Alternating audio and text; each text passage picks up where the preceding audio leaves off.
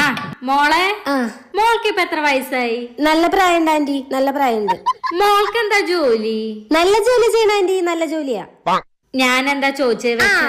Anti എന്താ ഉദ്ദേശിച്ചത് എനിക്ക് മനസ്സിലായി. ആന്റിയുടെ മോനെ കല്യാണം കഴിക്കാൻ ഞാൻ ഉദ്ദേശിക്കണില്ല. ആന്റിയുടെ അനിയത്തിയുടെ കുഞ്ഞമ്മയുടെ അളിയന്റെ മോന്റെ കുഞ്ഞിനെ കല്യാണം കഴിക്കാനും ഞാൻ ഉദ്ദേശിക്കണില്ല. എനിക്ക് കല്യാണത്തിനോടേ താല്പര്യമില്ല.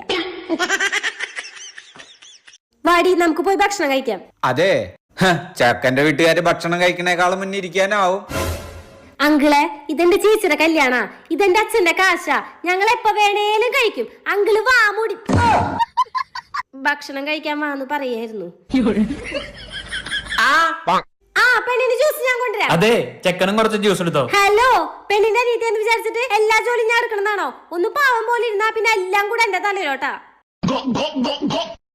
പെണ്ണിന്റെ വീട്ടുകാര് പിസ്കന്മാരാണെന്ന് തോന്നുന്നുണ്ട്. കണ്ടില്ലേ, തീരെ